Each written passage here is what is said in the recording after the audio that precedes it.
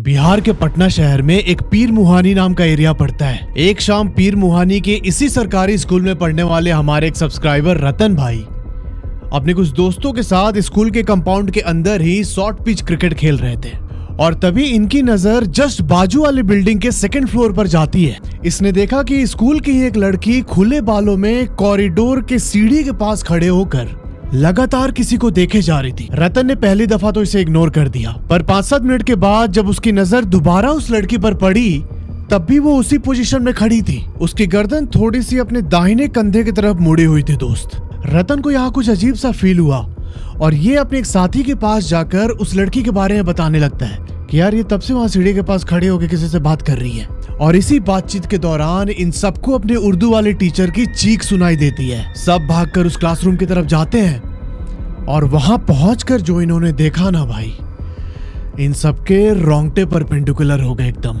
अब इस सरकारी स्कूल में ऐसी कई सारी घटनाएं हुई हैं जिसे पढ़ते हुए मुझे एक अजीब सा भारीपन महसूस होने लगा। फिलहाल आप स्क्रीन पर रतन द्वारा भेजे गए ईमेल का स्क्रीनशॉट देख सकते हैं। अब जब आप स्कूल का लेआउट देखेंगे तो आपको पता चलेगा कि स्कूल का 2 हिस्सा कब्रिस्तान से लगा हुआ है। इस कब्रिस्तान का नाम है कदम कुआं कब्रिस्तान। इसके अलावा स्कूल का तीसरा हिस्सा मोहल्ले से लगा हुआ है और चौथा हिस्सा खुला है जहां से लोग स्कूल के अंदर एंटर करते हैं। पर इस स्कूल की जितनी बिल्डिंग्स हैं उसमें से 90% बिल्डिंग्स का हिस्सा जो कब्रिस्तान वाला साइड है उससे लगता है। टोटल 3 बिल्डिंग है यहाँ पे, जिसमें से पहले बिल्डिंग में नर्सरी से लेके क्लास 2 तक की क्लास चलती है, दूसरे वाले बिल्डिंग में क्लास 3 से क्लास 7 और तीसरे बिल्डिंग में क्लास 8 से 12 तक की पढ़ाई होती है यहाँ पे। पर इस स्कूल में छुट्टी होने के बाद जो बाहर का हिस्सा है उसे लॉक नहीं किया जाता था। मोहल्ले के लोग यहाँ पर टहलने आते थे और बच्चे यहाँ पर क्रिकेट खेला करते। शाम के 6:30 बजे तक बच्चों का क्रिकेट खत्म होता और उसके बाद हवा खाने के लिए ये लोग चढ़ जाते थे स्कूल के बिल्डिंग के ऊपर और उसी बिल्डिंग से कब्रिस्तान की तरफ पैर लटका के ये लोग मस्त हवा खाते, क्योंकि चारों तरफ से खुला हुआ एरिया है। अब जितनी भी बिल्डिंग उस कब्रिस्तान से लगी थी उनमें से मैक्सिमम का जो दीवार था एक साइड वाला वो कब्रिस्तान की बाउंड्री से चिपका हुआ था। अब एक शाम रतन अपने कुछ दोस्तों के साथ क्रिकेट खेलने के बाद वैसे ही जाके स्कूल के बिल्डिंग के ऊपर बैठा था। ये लोग कब्रिस्तान की तरफ पैर लटका के अपना हंसी मजाक कर रहे थे। अब इसी मजाक में इनमें से एक दोस्त का स्लीपर उसी कब्रिस्तान के अंदर एक कब्र बना हुआ था उसके बाजू में घास पर गिर जाता है। अब शाम के 6:30 बज रहे थे। इनमें से किसी की हिम्मत नहीं हुई कि कब्रिस्तान के अंदर जाके अपना स्लीपर उठा के लाएं। इसी बीच ये लोग देखते हैं कि उसी कब्रिस्तान के बाउंड्री में एक औरत घास काट रही थी। बच्चों ने उनको आवाज दिया कि दादी थोड़ा चप्पलवा गिर गया, नीचे दे दीजिएगा। जहां पर इनका चप्पल गिरा था वो दादी वहां तक चल के आती हैं और उन्होंने ना एक बहुत गुस्से भरे आंख से इनके तरफ देखा ऊपर। उनकी वो नजर इतनी ज्यादा डरावनी थी कि ये लोग ऐसे बोलने लगे कि सॉरी गलती से गिर गया है, अब से ध्यान रखेंगे। वो दादी कब्र के पास से चप्पल उठा के इनको देती है और बोलती है कि बेटा तुमको अभी पता नहीं है कि ये किसका कब्र है, बहुत ध्यान रखना कि इनके कब्र के आसपास तुम लोग कुछ भी ना गिराओ। 3 महीना पहले तक तुम लोग का एक दोस्त भी आता था ना शुभम यहाँ पे खेलने, कभी सोचे हो क्या अचानक क्या हुआ उसको? अब तो नहीं आता है ना खेलने वो। इन सबके होश उड़ गए एकदम। ये सब डर के एकदम फ्रीज हो चुके हैं और चुपचाप वैसे ही स्कूल की छत पर बैठे हुए हैं और उस दादी की तरफ एकटक देखे जा रहे हैं। इनमें से एक दोस्त ने पूछा कि दादी क्या हुआ था, मतलब आप उसके बारे में अचानक क्यों बात कर रही है? तब दादी बोलती है कि एक शाम वो भी ऐसे बैठा हुआ था यहाँ पे और कुछ बोल के कब्र के ऊपर थूक दिया। उसके बाद जब वो वापस घर गया तो उसके 2 दिन के बाद उसकी तबीयत अचानक बहुत ज्यादा बिगड़ गई, जिसकी वजह से उसकी मौत हो गई थी। तो कुछ है यहाँ पे, इसलिए तुमको मना कर रहे हैं कि यहाँ बहुत सतर्क होके बैठना। इसके बाद वो दादी पीछे मुड़ी और चुपचाप जहाँ वो घास काट रही थी वहां पर चली गई। ये सुनते ही रतन और उसके दोस्त फटाफट वहां से नीचे उतर के अपने अपने घर चले गए। अब एग्जैक्टली दादी यहाँ किस चीज के लिए वार्न कर रही थी ये आपको आगे वीडियो में पता चलेगा दोस्त। अब अगले दिन जब रतन और उसके दोस्त वापस स्कूल आए तब इनके बीच ये टॉपिक ऑफ डिस्कशन हो गया था कि वो दादी ऐसे ऐसे बोल रही थी। तब इनमें से एक दोस्त बोलता है कि अरे चल ना, कितने बार तो बॉल गया उधर अपना, हम लोग जाके लाते हैं कि नहीं उस कब्र पे से। ऐसा कुछ नहीं, बस हम लोग को डराने के लिए बोल रही थी दादी। इन सब ने बात को बहुत ज्यादा लाइटली लिया और ये लोग उस दिन दोपहर के टाइम स्कूल के कंपाउंड में ही क्रिकेट खेलने लगे। अब सरकारी स्कूल का हाल पता ही है कैसा होता है, कभी टीचर आता है नहीं आता है, तो उस चीज का फायदा उठा के ये लोग आराम से स्कूल के कंपाउंड में क्रिकेट खेल रहे हैं। इसी बीच अचानक रतन की नजर 3rd बिल्डिंग के 2nd फ्लोर पर जाती है। इसे वो लड़की दिखी जो खुले बाल में कॉरिडोर के सीढ़ी के पास खड़े होके एकटक किसी की ओर देखते हुए उससे बात कर रही थी। रतन ने इग्नोर किया, पर 5-7 मिनट के बाद जब फिर से उस पर नजर पड़ी तब रतन को लगा कि यार कुछ तो यहाँ ठीक नहीं है। ये अपने दोस्त के पास जाके उसके बारे में बात करने लगता है और तभी इनको उस फ्लोर पर जो उर्दू की क्लास चल रही थी उस उर्दू पढ़ाने वाली मैडम की चीख सुनाई देती है। ये सब लोग दौड़ के गए उस क्लासरूम की तरफ और फिर ये देखते हैं कि जो वो लड़की खड़ी थी ना कॉरिडोर के पास, उसने उर्दू वाली मैडम का बाल पकड़ा हुआ है और उसकी आंखें एकदम बड़ी बड़ी हो रखी हैं। वो लगातार किसी दूसरे ही आवाज में उर्दू वाले मैडम से कुछ बोले जा रही थी। अब चूंकि स्कूल मोहल्ले के बिल्कुल पास में स्थित था तो इसी स्कूल के एक स्टूडेंट ने चिल्लाते हुए मोहल्ले में एक अंकल रहते थे उनको बुलाया। अब जैसे ही अंकल उस स्पॉट पर पहुंचे, ये लड़की मैडम का बाल छोड़ चुकी थी और ये बेहोशी की हालत में वही कॉरिडोर पर पड़ी हुई थी। वो अंकल लड़की को उठा के इनके मोहल्ले में एक डॉक्टर सरन करके हैं उनके क्लिनिक पर लेके गए और वहां उसे नॉर्मल इलेक्ट्रोलाइट वगैरह दिया गया। तो 30 मिनट के बाद लड़की को फाइनली होश आ जाता है। ये लड़की को लेके दोबारा क्लासरूम में जाते हैं उर्दू वाले मैडम के पास और वहां उन्होंने पूछा कि मैडम क्या हो गया था। तब वो मैडम बोलती हैं कि मैं क्लास में पढ़ा रही थी और अचानक ये लड़की उठ के बोलती है मेरे से कि मैडम मेरे को टॉयलेट जाना है। मैंने बोला कि ठीक है, जो बाल तुमने खोला हुआ है इसको बांध लो और बांध के ही तुम टॉयलेट में जाना। मैडम को पता तो था ही यहाँ पर किस तरीके की एनर्जी एग्जिस्ट करती है। यहाँ पर लड़की ने अपने बाल बांधे और बैग से अपने पानी का बॉटल लेके टॉयलेट की तरफ चली गई। अब जो उस बिल्डिंग के फ्लोर का कॉरिडोर था वो पूरा 80 मीटर लंबा था। तो जैसे ये कॉरिडोर है तो कॉरिडोर के एक एंड पर लाइब्रेरी थी, पुरानी लाइब्रेरी जो कि बंद पड़ चुकी थी और उसी लाइब्रेरी के पास टूटे फूटे बेंच रखे हुए थे। उस लाइब्रेरी से थोड़ी दूर पहले इनका क्लासरूम था और क्लासरूम से बिल्कुल एंड में जाके इनका टॉयलेट आता है और जो इस टॉयलेट का वॉल था ये कब्रिस्तान वाले बाउंड्री से लगा हुआ था। अब यहाँ से जो भी लड़की के साथ हुआ इस लड़की ने खुद अंकल को बताया। लड़की टॉयलेट के पास पहुंची और अब इसके दिमाग में था कि मैडम ने मेरे से बाल बंधवाया जबरदस्ती। तो ऐसा होता है ना कि ईगो हर्ट हो जाता है, तो इसने अपने बाल खोल लिए। इसके अंदर एक खीस भी थी मैडम को लेके, तो ये खुले बालों में ही टॉयलेट के अंदर जाती है और वहां से बाहर निकलने के बाद इसने पानी भरा और फिर इसने सोचा कि थोड़ा लेट से जाऊंगे क्लास में, थोड़ी देर बंक मार लेते हैं। ये सीधा स्कूल के छत पर पहुंचती है और वहीं ऊपर जहाँ छत पर बच्चे बैठते थे वहां पैर लटका के बैठ गए नीचे और पानी पीने लगी। पानी पीते पीते इसने मुंह के अंदर कुल्ला भर के जो साइड में कब्रिस्तान था वहां पर जो कब्र बना हुआ है उस पर थूक दिया। बस भाई इतना ही करने की देरी थी। अब उस पर कुल्ला करते ही इस लड़की को अपने शरीर में एक अजीब सी कंपन महसूस होने लगी। एक जब वो नेगेटिव एनर्जी का फ्लो शरीर के अंदर जाता है तो अजीब सा मूड हो जाता है ना, तो लड़की को वैसा कुछ फील हुआ और ये उस छत से नीचे की ओर भागी अपने क्लासरूम की तरफ। पर अभी तक तो सारा काम हो चुका था ना दोस्त। ये छत से नीचे उतर के बहुत देर तक उसी कॉरिडोर के सीढ़ी के पास खड़ी रही जहां पर रतन ने इसको ऑब्जर्व किया था। इस पॉइंट पे फिर मैडम बताती हैं कि जब मैं क्लासरूम में लिख रही थी तब मैंने देखा कि जो ये लड़की है ये क्लासरूम के बाहर से चल के उस बंद पड़े लाइब्रेरी की तरफ जाती है। यहाँ उसके बाल खुले हुए थे। जब मेरी नजर उस पर पड़ी तो मैंने सोचा कि इतने देर हो गए उसको टॉयलेट गए हुए और अभी जब ये आई तो क्लासरूम में नहीं जाके उधर जा रही है लाइब्रेरी की तरफ। इतनी हिम्मत हो गई उसकी। पर फिलहाल मैडम की क्लास चल रही थी तो ये बोर्ड पर कुछ लिखे जा रही हैं। इन्होंने अपने लिखने का काम खत्म किया और बाहर निकलकर उस लड़की की तरफ गई।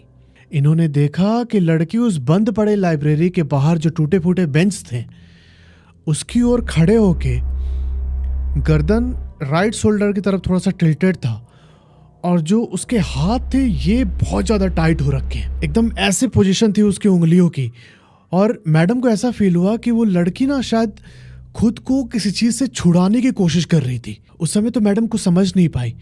ये सीधा चल के उस लड़के के पास जाती है और मैडम बोलती है कि तुम्हारा इतना हिम्मत हो गया क्या, तुम क्लासरूम के बाहर से चली गई, वो भी बाल खुले हुए, इतनी देर क्या कर रही थी टॉयलेट में। जैसे ही मैडम उस लड़की को ऐसे मारने के लिए हाथ बढ़ाती है भाई उस लड़की ने अपना गर्दन मैडम की तरफ किया। आंख उसके एकदम खून जैसे लाल हो रखे हैं और उसने मैडम का गला पकड़ लिया जोर से। ये एक दूसरी ही औरत की आवाज से बोलती है कि अब तुम मेरे को सिखाएगी क्या उर्दू पढ़ाना। ऐसे गर्दन पकड़े हुए एकदम गुर्रा रही है मैडम की ओर देख के। मैडम यहाँ पर जोर से चिल्लाई और यही मैडम की चीख सुन के रतन और उसके सारे दोस्त इनके पास पहुंचते हैं। फिर जैसे वो मोहल्ले वाले अंकल यहाँ पहुंचे लड़की ने मैडम का गर्दन छोड़ दिया था और वो वहीं बेंच पर बेहोश हो चुकी थी। अब जब ये चीज हुआ तब रतन और उसके दोस्तों ने भी अंकल को सारी बात बताई कि अंकल कल जब हम ऊपर छत पर बैठे हुए तो चप्पल गिर गया था और वो जो दादी हैं घास काट रही थी वो हम लोग को ऐसे ऐसे बोली। इस घटना के बाद लड़की के मम्मी पापा उसे एक मौलवी के पास लेकर गए ठीक कराने के लिए। उसने पूरा झाड़ फूक किया और बताया कि जिस आत्मा ने इस लड़की के ऊपर कब्जा किया था वो कोई आम शक्ति नहीं है। उस कब्रिस्तान में स्कूल के बाउंड्री से सटा हुआ जो कब्र है ना, वो एक मौलाना और उनकी बीवी का है। वो मौलाना इस एरिया के बहुत ही इज्जतदार इंसान थे और आज से 7-8 साल पहले जब वो अपनी बीवी के साथ फतुआ से अपने घर आ रहे थे, फतुआ यहाँ से थोड़ी ही दूर पर पड़ता है, तब रास्ते में ही उन दोनों का एक्सीडेंट हो जाता है। दोनों की वहीं स्पॉट डेथ हो गई और उनकी बॉडी को इसी कब्रिस्तान में दफनाया गया था। ये उन्हीं का कब्र है। उस मौलवी ने बताया कि हमारी इतनी काबिलियत नहीं है कि हम उस आत्मा को अपनी शक्ति के द्वारा काबू में कर सके या फिर उसके इफेक्ट को खत्म कर पाए। मैंने बस उनसे प्रार्थना करके ही इस लड़की के ऊपर से उनका कब्जा हटाया है और यही कारण था कि इस लड़की का वो हाल नहीं हुआ जो उस बच्चे का हुआ था, जिसके बारे में दादी रतन लोगों को बता रही थी। लड़के के पेरेंट्स बताते हैं कि झाड़ फूक के बाद भी कई दिनों तक ये रात को ऐसे नींद में उठ के खुद ब खुद चलने लगती, किसी से बात करने लगती थी। आज के दिन भी वो लड़की पूरी तरीके से ठीक नहीं हो पाई है। अभी आपको लग रहा होगा कि ये कहानी बस उस मौलवी और उनकी पत्नी तक सीमित है, पर ऐसा नहीं है दोस्त। अब जो आप सुनने वाले हैं ना, इसके बाद आपकी रूह थरथरा जाएगी एकदम। फिलहाल इस लड़की वाली घटना के 3 महीने के बाद दिवाली का टाइम आता है। अब हम दिवाली से 2-3 दिन पहले ही सेलिब्रेट करना स्टार्ट कर देते हैं। ठीक वैसे ही दिवाली के 2 दिन पहले इस मोहल्ले के 2 लड़के अपने साथ बम पटाखा ये सब लेके रात 9 बजे स्कूल की छत पर पहुंचते हैं। इनका प्लान था कि यहाँ से हम मस्त अपना बम पटाखा उड़ाएंगे, फन करेंगे, पर इनको कोई अंदाजा नहीं था कि कोई और ही इंतजार कर रहा था उनका वहां पे।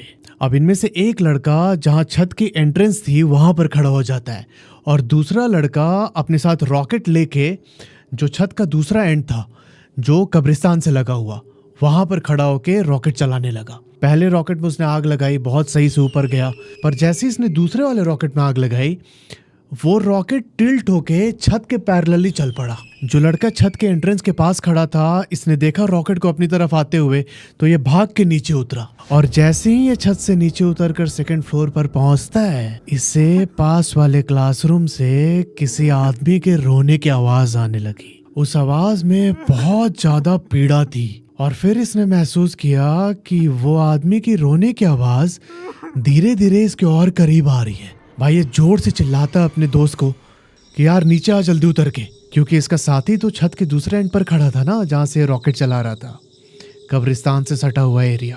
अपने दोस्त को आवाज लगा के ये लड़का स्कूल के बिल्डिंग की ग्राउंड फ्लोर पर पहुंच जाता है। ग्राउंड फ्लोर पर खड़े होके ये एक टक सीढ़ी की ओर देखते हुए अपने दोस्त के आने का इंतजार करने लगा। नीचे से खड़े होके ये बार बार आवाज लगाते कि भाई आना जल्दी, घर जाना हम लोग को। 2-3 मिनट के बाद इसने देखा कि इसका दोस्त उतर के नीचे आ रहा है, पर जैसे जैसे वो लड़का इसके करीब आ रहा था, इसने नोटिस किया कि भाई वो सेम उसी आवाज में रोते हुए आ रहा है इसके पास जो उसने क्लासरूम में सुनी थी। रोते रोते ये बिल्कुल इसके करीब आके खड़ा हो जाता है। इसने पूछा कि क्या हो गया भाई, रो क्यों रहा है तू और ऐसे अजीब तरीके से क्यों रो रहा है। तब वो लड़का एक आदमी की आवाज में बोलता है कि मेरे साथ वाले ऊपर ही छूट गए, चलो ना मेरे साथ, उनको लेके आते हैं, चलो ना। ये दूसरा लड़का बोलता है कि भाई क्या उल्टा फुल्टा बोल रहा है, कौन छूट गया तुम्हारा। एकदम कंफ्यूज, इसको डर भी लग रहा था बहुत ज्यादा। वो लड़का बार बार जिद करने लगा कि चलो ना, ऐसे रोते रोते, ऊपर छूट गए मेरे साथ वाले, चलो बस लेके आ जाएंगे, जल्दी लेके आ जाएंगे, चलो ना। ये जो लड़का खड़ा था अभी कुछ समझ ही पाता कि इसकी नजर सामने जो सीढ़ी थी ना, 1st फ्लोर को जो जा रही थी सीढ़ी, वहां पड़ती है। ये देखता है कि वहां पर एक इंसान का एकदम काला साया धीरे धीरे उतर के इसकी तरफ आ रहा है। इसकी भाई डर के मारे हालत खराब। ये अपने दोस्त को बोलता है कि हमको जाना होगा, हमको कुछ काम आ गया है, और तुरंत दौड़ के जो स्कूल का गेट था जो मोहल्ले की तरफ खुल रहा था वहां से बाहर निकलता है। बाहर आके इसने मोहल्ले के एक अंकल को ये बात बताई कि वहां भी स्कूल के बिल्डिंग में ऐसे ऐसे देखे हम। तब वो अंकल 2-3 लोगों को लेके उसी बिल्डिंग के पास पहुंचते हैं और ये लोग देखते हैं कि जो उस लड़के का दोस्त था ना, जो अभी तक रो रहा था। ये सीढ़ी पे बैठ के इनकी तरफ ऐसे देखते हुए बहुत ही क्रिपी सी स्माइल दे रहा है। और जैसे ही ये लोग थोड़ा इसके करीब पहुंचे फिर से रोने लगा कि हमारे साथ वाले ऊपर रह गए हैं, चलिए ना आप लोग भी चलिए ना हमारे साथ। भाई ये सब लोग उस लड़के को पकड़ के स्कूल से बाहर निकालते हैं। अब मोहल्ले वालों को तो पता ही है कि पहले एक लड़के के साथ ऐसे ऐसे कांड हो चुका है, कोई नई बात तो थी नहीं इनके लिए। ये लोग उस लड़के को पकड़ के फिर से मौलवी के पास लेके जाते हैं। उस मौलवी ने झाड़ फूक तो किया और फिर उसने एक बहुत ही रहस्यमय बात से पर्दा उठाया। इसने बोला कि अभी जिस आत्मा ने इस लड़के के ऊपर कब्जा किया था ना, ये उन मौलवी साहब के पिताजी की आत्मा थी। जब मौलवी साहब और उनकी बीवी की डेथ हुई थी, उनके पिताजी इसको सह नहीं पाए। ये अक्सर जाके स्कूल का जो छत है वहीं ऊपर बैठा करते थे शाम में। मौलवी साहब और उनकी बीवी के डेथ के 2 दिनों के बाद ये स्कूल की छत पर जाते हैं। इनके साथ एक छड़ी रहती थी हमेशा, उसी छड़ी के सहारे ये ऊपर चढ़ते थे। फिर देर रात तक जब ये घर वापस नहीं लौटे तब इनके घर और मोहल्ले के आसपास के लोग स्कूल के ऊपर जाके देखते हैं। चेक करने गए थे ये लोग कि मौलवी साहब के पिताजी अभी तक लौटे क्यों नहीं। तब इन लोगों ने उसी स्कूल की छत पर मौलवी साहब के पिताजी की डेड बॉडी पाई। उनकी वो छड़ी पास में ही गिरी हुई थी। अब ये पूरी घटना 2022 की है। जब मोहल्ले में ये सारी बात फैली तब लोगों ने डिसाइड किया कि यार ऐसे तो हमारे बच्चे बहुत खतरनाक इन्वायरमेंट में पढ़ाई कर रहे हैं, उनके लिए बिल्कुल भी सेफ नहीं है स्कूल जाना। उसके बाद से ही स्कूल में पूजा करके, हवन करके और मंत्रों के द्वारा बांधा गया। बिहार में इसे बांधना बोलते हैं कि कोई भी बाहरी शक्ति स्कूल के अंदर ना एंटर कर पाए। और जो स्कूल का छत था उसे 1 फ्लोर और ऊंचा कर दिया गया कि कोई भी ऊपर ना जाए। आज के टाइम में स्कूल का गेट 6:30 के बाद लॉक कर दिया जाता है। कोई भी वहां पर खेलने या फिर ऐसे टहलने के लिए नहीं जाता। रतन बताते हैं कि अब हम अपने मोहल्ले के पास में एक कांग्रेस ग्राउंड है, वहां पर खेलने जाते हैं क्रिकेट। तो यार ये थी पटना के एक सरकारी स्कूल की कहानी। अगर आपके जानने में भी ऐसे कोई घटना हुई है तो नीचे जो ईमेल आईडी आ रहा है उस पर आप अपनी कहानी मुझे भेज सकते हैं। मिलते हैं आपसे अगले वीडियो में, तब तक के लिए अपना ध्यान रखो और हर हर महादेव।